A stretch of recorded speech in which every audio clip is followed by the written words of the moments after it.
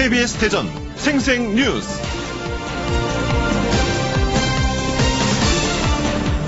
여러분 안녕하십니까? 10월 29일 화요일 KBS 대전 생생뉴스 방석준입니다. 제정 러시아 시대의 작가 톨스토이는 자신의 영지에서 농노제 폐지를 실험하는 등 계몽운동에 힘썼으며 노년에는 점차 금욕과 육체노동, 인도주의 등을 핵심으로 하는 사상과 주장으로 이른바 톨스토이즘이라는 말까지 생기게 했습니다. 그리하여 그는 당대 전세계 지식인의 정신적 지주가 됐습니다.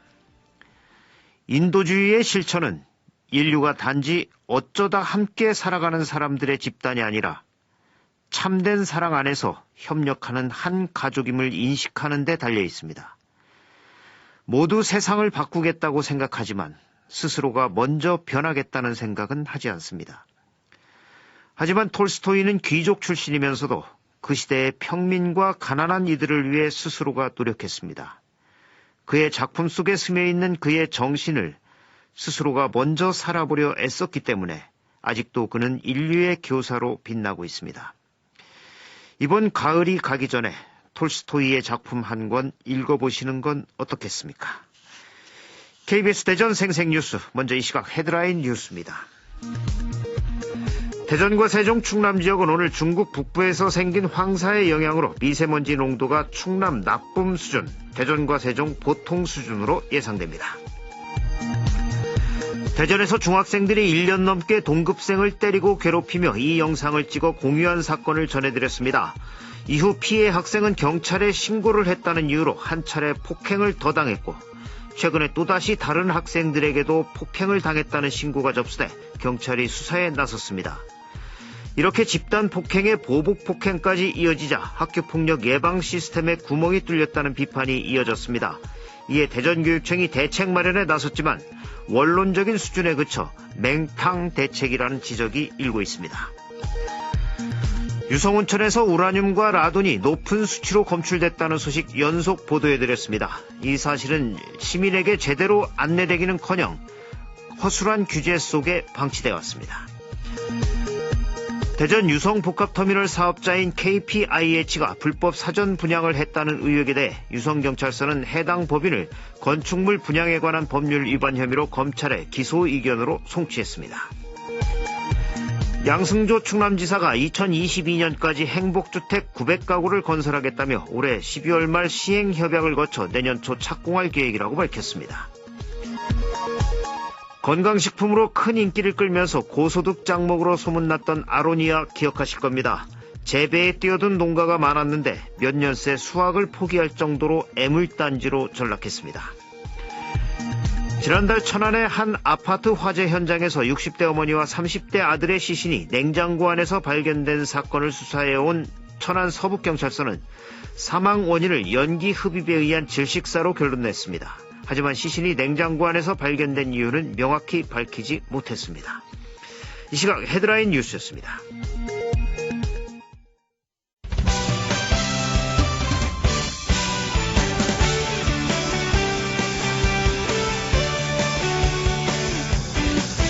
뉴스 브리핑 순서입니다. KBS 대전 보도국 백상현 기자 나와 있습니다. 백 기자 안녕하세요. 안녕하세요. 백 기자, 이 세종시가 시출범 이후 최대 규모의 민간 투자 유치에 성공을 했죠. 어떤 사업이죠? 네, 포털 사이트 네이버의 제2 데이터 센터 건설 사업입니다. 데이터 센터는 빅데이터, AI 등 4차 산업 시대의 원유와 같은 데이터를 저장하고 또 클라우드 서비스를 운영하는 곳인데요. 사생활권 부지를 제한한 세종시가 전국 96대 1의 경쟁을 뚫고 네이버 제2 데이터 센터 설립 우선 협상 대상자가 된 겁니다. 세종시는 전력과 상수도 공급에 대한 물리적 인프라 구성 면에서 전반적으로 좋은 점수를 받았다고 네이버는 밝혔습니다. 입지 도시가 선정됨에 따라 네이버는 오는 2023년까지 5,400억 원을 투자해 세종시의 제2 데이터 센터를 지을 예정입니다. 예, 이 IT 시대에 국내 대표 포털 사이트에 데이터 센터가 들어온다니 이 경제적 효과도 클 것 같은데 어떤가요? 네, 맞습니다. 세수 확대 그리고 고용 창출 등 지역 경제 파급 효과가 기대되는데요. 네이버 제1 데이터 센터가 있는 춘천은 직고용 170여 명에 자회사 500여 명, 협력업체 30여 명이 고용된 것으로 알려졌는데요. 제1 데이터 센터에 비해 투자 규모도 시설 규모도 2배 이상 크기 때문에 고용 효과나 지방세에 미치는 효과도 2배 이상 될 것으로 기대하고 있습니다. 이 남은 행정 절차가 원활히 진행될 경우 제2 네이버 데이터 센터는 내년 상반기 착공될 예정입니다. 예. 세종시가 정부기관 이전 이후에 기업 유치가 새로운 과제였는데 큰 결실 하나를 거뒀군요. 스마트시티 계획과 함께 세종시가 첨단 미래형 도시로 나아갈 수 있는 발판이 되길 바라봅니다. 이 대전시도 유치 운동에 나섰었는데 대전시는 실패했군요. 다음 소식 들어보죠. 대전에서 학교 폭력 피해자가 경찰에 신고를 했다는 이유로 폭행을 당한 뒤 또 다시 폭행을 당하는 일이 생겼다고요. 네, 대전에서 중학생들이 1년 넘게 동급생인 14살 A군을 때리고 괴롭히며 영상을 찍어 공유까지 한 사건 지난주 전해드렸는데요. A군의 부모가 지난 15일 이 같은 사실을 경찰에 신고했고 경찰은 A군을 집단 폭행한 동급생 5명을 입건했습니다. 하지만 경찰 신고가 무색하게 지난 19일 A군은 다른 가해자에게 폭행을 당했습니다. 여기까지가 지난주에 알려진 내용이었습니다. 그런데 일주일이 지난 그제 대전의 한 모텔 방 안에서 다른 중학생 2명이 A군을 또 때린 겁니다. A군의 말을 들어보면 A군을 때린 중학생들은 너 때문에 친구들이 다 들어가게 생겼다고 말했다는데 결국 경찰에 신고했다는 이유로 보복 폭행을 당한 뒤 또 한 번 보복 폭행을 당한 것으로 추정되는 상황인 겁니다. 예, 이 있어서는 안 될 일이 생긴 건데 피해 학생은 지금 어떤가요? 네, 이 가해 학생들은 주먹과 발로 피해자 A군의 팔과 얼굴 등을 때렸는데요. A군은 전치 3주의 부상을 입었습니다. 이 A군 가족들은 도무지 어떻게 해야 할지 모르겠다며 분통을 터뜨리고 있는데요. 경찰은 모텔에서 A군을 폭행한 가해 학생 2명을 불구속 입건하고 조사를 마치는 대로 신병 처리 방향을 결정할 계획입니다. 예, 신고를 했다고 또 폭행을 당했다. 이건 우리 사회 공적 시스템이 얼마나 취약하고 또 얼마나 권위를 잃었는지 단적으로 보여주는 사건입니다. 피해자 부모들이 어떻게 해야 할지 모르겠다. 참 이 답답한 말입니다. 폭행 피해자가 다시 한번 폭행을 당하는 일이 이렇게 있어서는 안 되겠습니다. 다음 소식 들어보죠. 건강식품으로 큰 인기를 끌면서 고소득 작목으로 소문났던 아로니아가 애물단지가 돼버렸다고요. 네, 한때 1kg에 4만 원까지 올랐던 아로니아 가격이 1,000원대로 떨어지고 판로를 찾지도 못해서 수확을 포기하는 농가가 속출하고 있는데요. 5년 만에 아로니아 생산량이 90배 넘게 증가할 만큼 과잉 생산된 데다 분말 수입도 늘었기 때문인데 정작 수요는 감소한 게 원인이었습니다. 실제로 저희 취재팀이 찾은 농가에는 앙상한 나뭇가지마다 바짝 마른 아로니아가 듬성듬성 매달려 있고 바닥에는 떨어진 열매가 지천이었습니다. 수확한 아로니아로 가득해야 할 농가 저장고는 텅 비었고 2년 전 수확한 아로니아가 비닐봉투에 담긴 채 그대로 쌓여 있기도 했습니다. 예, 이게 한때는 왕의 열매라고 불릴 만큼 인기가 많았었는데 이 가격 폭락에 따른 당국의 대처는 어떻습니까? 네, 아로니아 재고를 폐기할 경우 농정당국이 1kg에 1,688원씩 지원하겠다는 대처 방안을 내놓았지만 농민들은 생산비에 턱없이 부족하다고 주장합니다. 친환경 농약제 수확, 인건비가 3,500원, 냉동보관에 200원, 수매 운반 폐기 처분 300원 등 1kg당 생산비가 4,000원인데 1,688원은 반절도 미치지 못한다는 겁니다. 네. 이런 가운데 올 한 해만 벌써 전국에서 아로니아 재배지 600헥타르를 갈아엎는 등 한때 왕의 열매로 불리던 아로니아가 농민의 눈물이 되고 있습니다. 예, 해당 농민들 참 답답하시겠습니다. 이 밖에 밤사이 사건 사고 있었습니까? 네, 특별한 사건 사고는 없었습니다. 뉴스브리핑 백상현 기자였습니다. 수고하셨습니다. 수고하셨습니다. 오늘의 생생정보입니다. 자율주행차 상용화를 위한 국제회의가 오늘 세종 컨벤션 센터에서 열립니다. 세계적인 자율주행차 관련 석학들이 주제 발표와 토론에 참여해 상용화 방안을 논의합니다. 행사장 주변에서는 시민을 대상으로 자율주행버스 시연 행사도 열립니다. 부여군이 공공체육시설 시설 사용료를 대폭 내렸습니다. 종합운동장 천연 잔디구장 사용료는 평일 2시간 기준 20만원에서 5만원으로, 풋살장과 족구장은 4만원에서 2만원으로 내렸습니다. 국민체육센터 실내경기장 사용료도 평일 4시간 기준 35만원에서 10만원으로, 조명은 10만원에서 5만원으로, 냉난방은 15만원에서 10만원으로 내렸으며 축구장 라인 도색 8만원 규정을 신설해 도색료 징수 근거도 명시했습니다.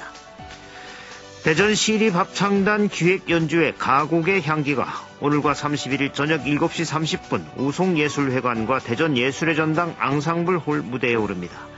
김동혁 전임 지휘자의 지휘로 가을을 대표하는 서정가곡 아 가을인가를 시작으로 김소월, 도종환 등 서정시인들의 시에 곡을 붙여 아름다운 감성과 가을의 정취를 느낄 가곡들을 선보입니다. 날씨입니다. 대전과 세종 충남 지역은 오늘 맑은 가운데 선선한 가을 날씨를 보이겠습니다. 오늘 낮 최고 기온은 16도에서 19도로 어제와 비슷하겠습니다. 중국 북부에서 생긴 황사의 영향으로 오늘 미세먼지 농도는 충남 나쁨 수준, 대전과 세종 보통 수준으로 예상됩니다. 내일은 맑은 가운데 아침 최저 기온은 0도에서 7도, 낮 최고 기온은 17도에서 19도로 예상됩니다. 기상청은 일부 내륙에서 아침 기온이 영하로 떨어져 춥겠다며 건강과 농작물 관리에 주의를 당부했습니다. 지금까지 생생정보였습니다.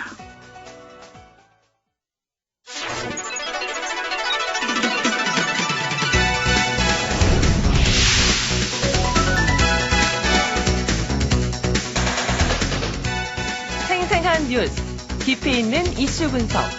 여러분은 지금 방석준 앵커와 함께하는 KBS 대전 생생뉴스를 듣고 계십니다.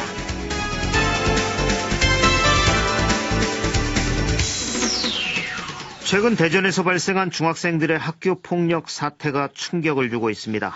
가해 학생들은 또래를 상대로 1년 넘게 집단 폭력을 휘두르고 이를 동영상으로 촬영해 SNS에 올리는가 하면 집단 폭행 혐의로 경찰 조사를 받는 가운데도 보복 폭행을 했다고 합니다.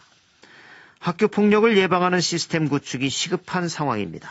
오늘 생생 인터뷰에서는 늘어나고 있는 학교 폭력 사태와 예방 대책은 무엇인지 순천향대 경찰행정학과 장석헌 교수와 말씀 나눠보겠습니다. 장석헌 교수님 안녕하십니까? 네, 안녕하십니까? 예. 최근 대전에서 중학생들이 동급생을 1년 넘게 집단 폭행하고 이를 동영상으로 촬영해 SNS에 유포해서 충격을 주고 있는데 이 사건이 어떤 사건이었는지 설명을 좀 해주시겠습니까, 먼저? 예, 이번 사건은 중학생 가해자들이 피해자가 전화를 받지 않는다는 이유로 아파트 지하 주차장, 공터, 모텔 등을 다니면서 폭행을 가한 사건입니다.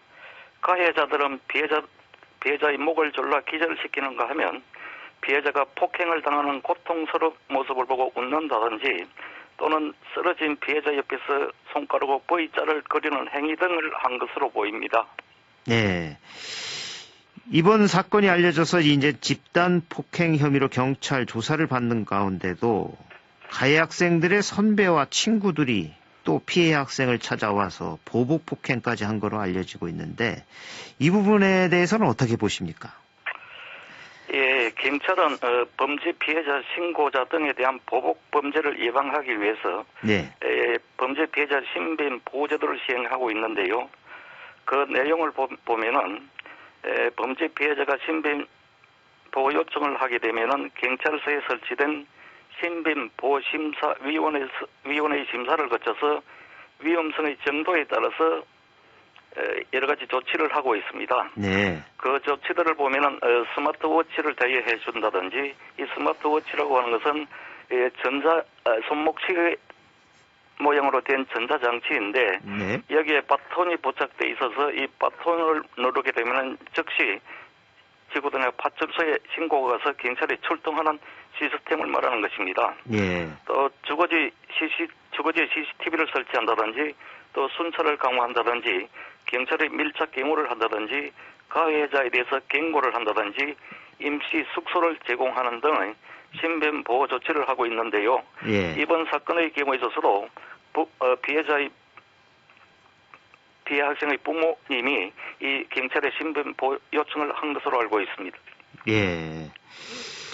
그런 상황에서도 이제 보복 폭행까지 일어난 건데 이 또 놀라운 것은 가해 학생들이 찍은 동영상이죠. 이 웃옷을 벗은 채 주먹과 발로 때리고 기절시키고 기절한 피해 학생에게 계속 폭행하고 피해 학생을 폭행한 뒤 웃으면서 촬영을 하는 등 영상 속 가해 학생들의 모습이 정말 충격적인데 이게 또 자신들의 범죄 행위에 대한 증거를 자신들이 또 남기는 꼴인데 이런 가해 학생들의 심리는 어떻게 봐야 할까요? 흔히들 그 청소년기를 표류하는 시기라고 합니다. 네. 즉 청소년기는 아무 꺼리낌 없이 한때는 범죄나 비행 행위를 하다가 또 한때는 정상적인 행위를 하는 표류하는 시기라는 것입니다. 네. 이번 사건에서 피해 학생을 발로 때리고 기절시키는 행위 등을 한 것을 보면은 이 학생들은 폭력을 통해서 청소년들이 남성다움을 과시를 한다든지 또 다른 동료들로부터 우월적 지위를 얻기 위한 것이라고 볼 수가 있겠습니다. 예.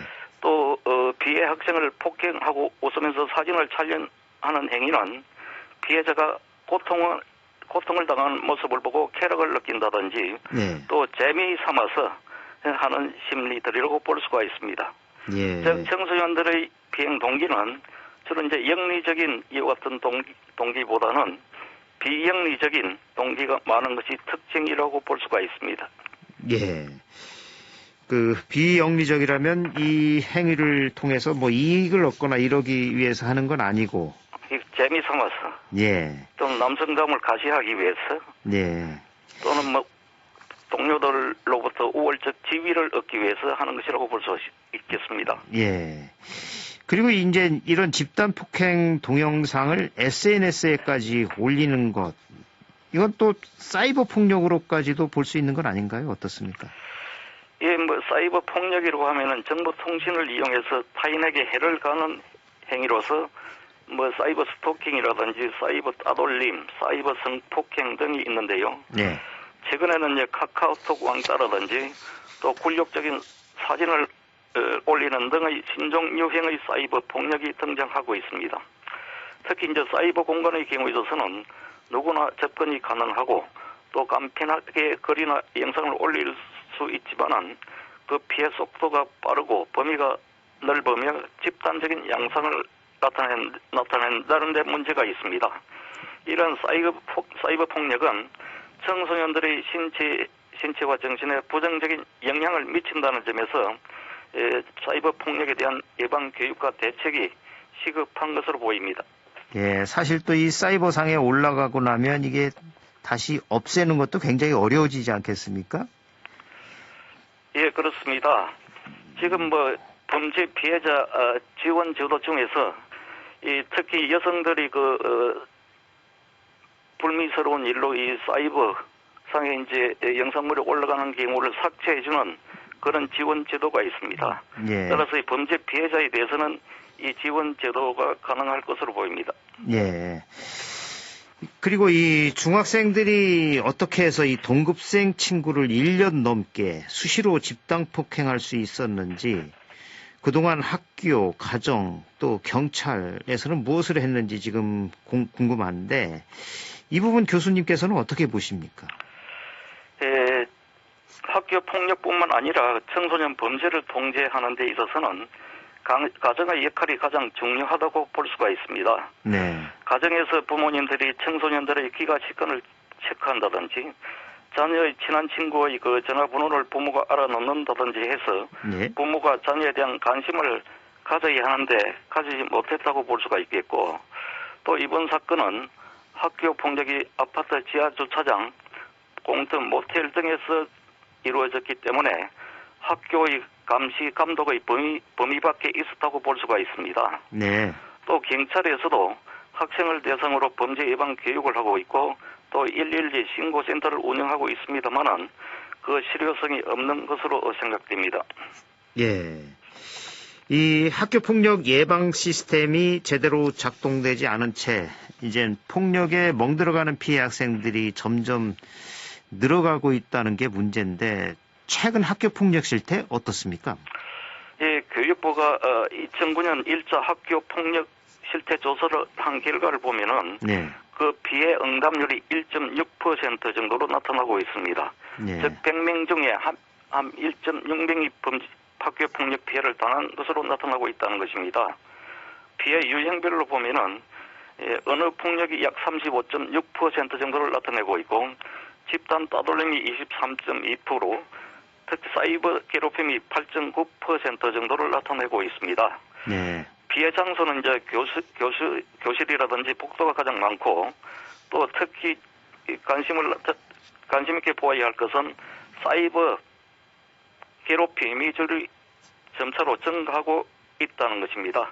예. 요즘 저희들이 이젠 전국적으로 계속 이 학원 폭력 문제가 잇따라서 저희들도 보도를 계속 하게 되고 이러는데, 점점 이 좀 그 범죄의 그 내용 면에서도 점점 더 잔인해지고, 또 이 학생들이 그거에 대한 죄의식도 못 느끼는 것 같은 그런 인식을 주는데, 그런 건 어떻게 보십니까, 교수님께서? 지금 그 학교 폭력의 양상을 보자면은, 네. 집단화 현상을 나타내고 있고, 또 폭력화 현상을 나타내고 있고, 또 잔인화 현상을 나타내고 있습니다. 네. 또 특히 관심을 가지는 것은, 종전에는 오프라인 상에 있어서 뭐 금품 갈취라든지 단순 폭력이라든지 이와 같은 폭력이 많이 발생했다면은, 최근에 들어와서 이와 같은 사이버상의 학교 폭력이 주로 많이 발생하고 있는 것으로 보입니다. 예. 사실 또 자신들의 이 범죄 행위를 사이버상에 또 자랑하는 듯한 이런 행위들도 많이 늘고 있는데, 이건 범죄 심리학적으로 어떻게 보시죠? 이게 이제 동료들로부터 우월적 지위를 얻기 위해서 이와 같은 행위를 한 것으로 보입니다. 좀 전에도 설명한 바와 같이 이 청소년들의 경우에 있어서는 네. 이 남성다움을 과시하고, 또 동료들로부터 지위를 얻기 위해서 자기가 싸움을 잘한다든지 하는 지위를 얻기 위해서 이와 같은 행위를 한 것으로 보입니다. 예. 이 학교폭력 가해자들이 미성년자이기 때문에 이 사건이 발생해도 징계나 전학 조치가 이루어지는 등 직접적인 처벌을 받지 않는 경우가 많고, 또 소년 범죄에 대해서도 이 강력한 처벌이 이루어져야 한다는 지적도 요즘 많이 일고 있는데, 이 부분은 어떻게 보십니까? 예, 가해 학생에 대해서는 학교폭력대책자치위원회에서 네. 피해 학생에 대한 서면 사과를 한다든지, 학교에서 봉사를 하도록 한다든지, 출석 정지, 학급 교체, 전학, 퇴학 처분 등의 징계 조치를 하고 있습니다.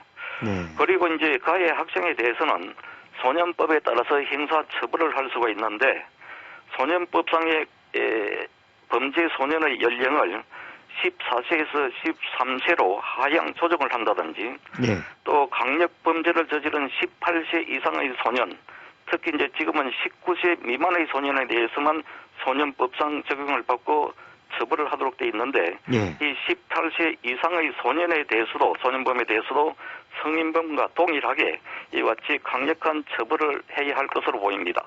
예. 사실 이 사춘기 때 질풍노도의 시대라고 하기도 하고, 또 중학생들이 참 무섭다라는 이런 얘기들을 많이 하는데, 이 더 이상 학교 폭력에 멍드는 청소년들이 없도록 그 학교 폭력을 막는 시스템 구축이 중요해 보이는데, 학교 폭력 예방을 위한 대책, 교수님은 무엇이 필요하다고 보십니까? 지금 학교 폭력에 대해서는 교육부와 경찰이 그 업무를 수행하고 있습니다. 네. 그런데 이제 청소년 범죄라든지 학교 폭력을 통제하기 위해서는 가해 학생을 처벌하는 것하고 피해 학생을 보호하는 이 두 가지 방향으로 대책이 마련되어야 한다고 봅니다. 네. 가해 학생을 처벌하는 기관이라고 하면은 경찰, 검찰, 법원, 교정기관, 보관찰서 등과 같이 공식적 범죄 통제기관이 그 역할을 수행하고 있습니다. 네. 피해 학생을 보호하고 지원하는 이와 같은 역할은 가정이라든지 학교라든지 지역사회 등에서 비공식적 기관의 역할이 중요하다고 볼 수가 있겠습니다.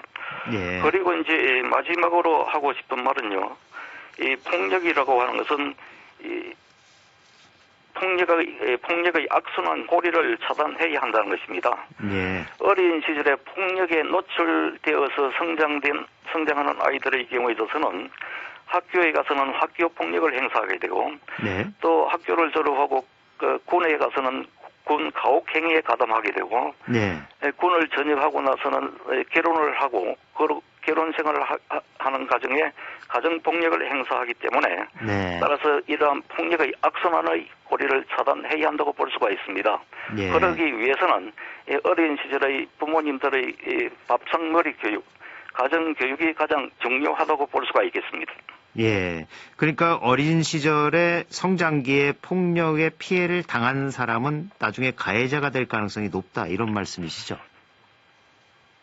직접 본인이 폭력 피해를 경험을 했다든지 예. 폭력을 관찰한 이와 같은 아이들의 경우에 있어서는 폭력 행위를 학습할 가능성이 많다는 것입니다. 예. 굉장히 중요한 문제인 것 같습니다. 오늘 말씀 여기까지 듣겠습니다. 고맙습니다. 예, 감사합니다. 지금까지 늘어나고 있는 학교폭력 사태와 예방대책은 무엇인지 순천향대 경찰행정학과 장석헌 교수와 말씀 나눴습니다.